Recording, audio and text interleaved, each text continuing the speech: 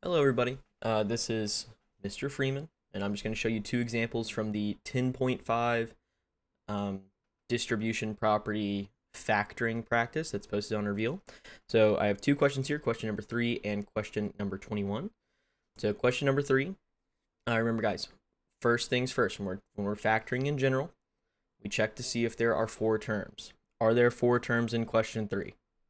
The answer is no, there are 3. Right? There's 1, 2, and 3. Remember, all terms are separated by addition or subtraction. So if they're being multiplied or divided, if they're a product or a quotient, they're just one singular term. So since there are 3 terms, we cannot factor by grouping. So we need to factor using the GCF. So we're going to look at our coefficients first. We have 5, -15, and 5. The largest value that goes into 5, -15, and 5 is 5. So we're going to substitute that out first.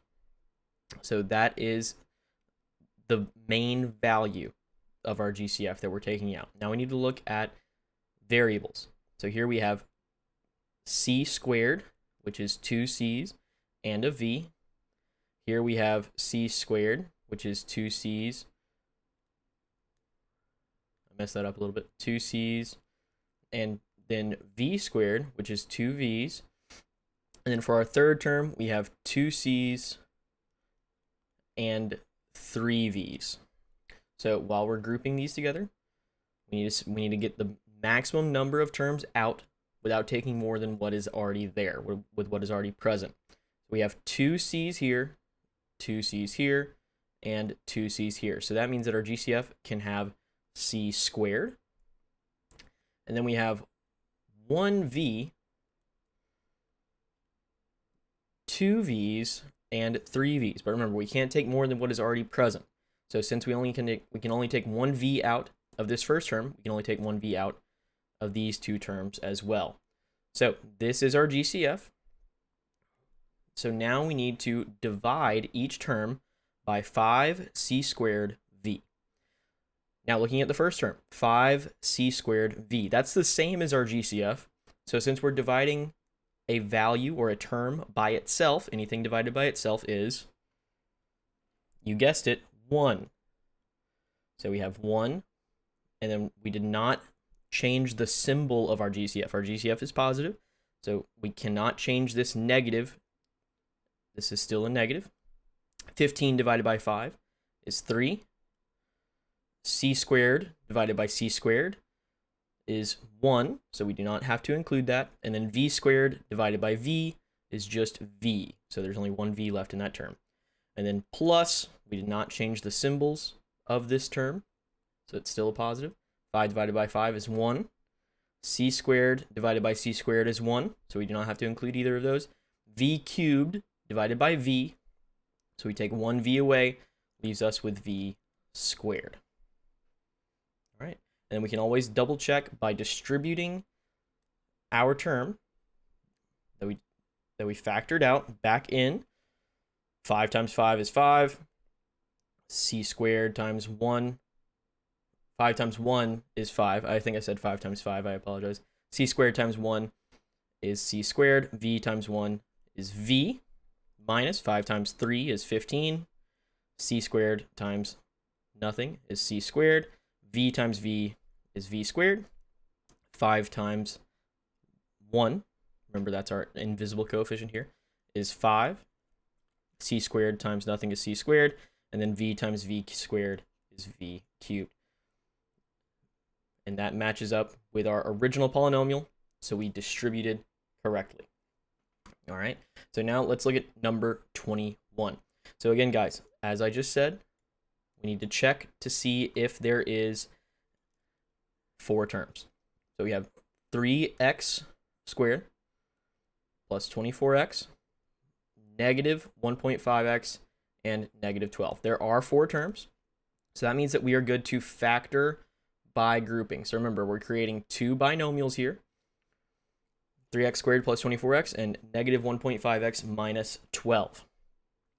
So what is the GCF of 3x squared plus 24x? Let's look at the coefficients first. 3 and 24. 3 does go into 24. So our GCF can include the value of 3. And then we have an x squared and an x. So we can take out a maximum of 1x. So after we do that, 3x squared divided by 3x just leaves us with 1x. 24x divided by 3x leaves us 8.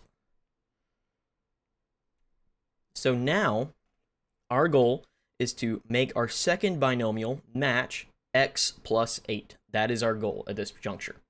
So our leading term here is negative 1.5x. What do we divide negative 1.5x by just to get x to match our first binomial?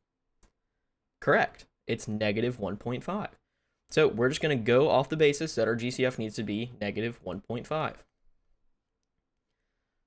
Negative 1.5x divided by negative 1.5 does give us x.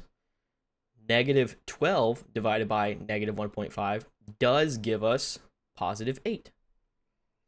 So remember, guys, we now double check. Do our parentheses match? Yes, they do. So then we are good to go ahead and take our two GCFs, 3x minus 1.5, and put them into a binomial times our leftover binomial after we factor it out, which is x plus 8. And remember, guys, we can always double check. If we're not confident in what we just did, we can always use the FOIL method or the area model. I'm going to do the area model here because I feel like we've been doing the FOIL method a lot, and I just want to spread the love around. We have 3x plus 1.5 and then x plus 8. 3x times x is 3x squared. 3x times 8 is 24x. X times 1.5 is 1.5x.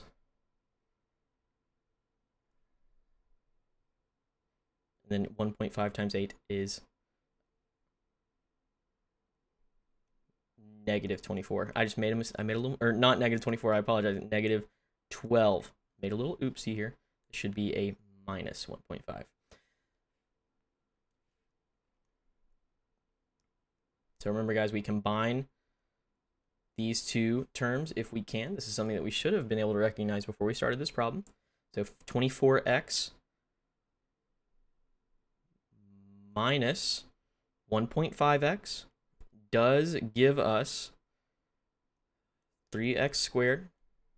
24 minus 1 is 23, minus 0.5 is 22.5, x minus 12.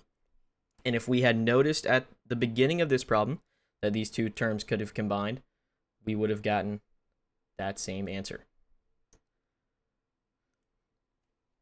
All right. But we're good to go, guys. Thank you so much. Have a great rest of your day.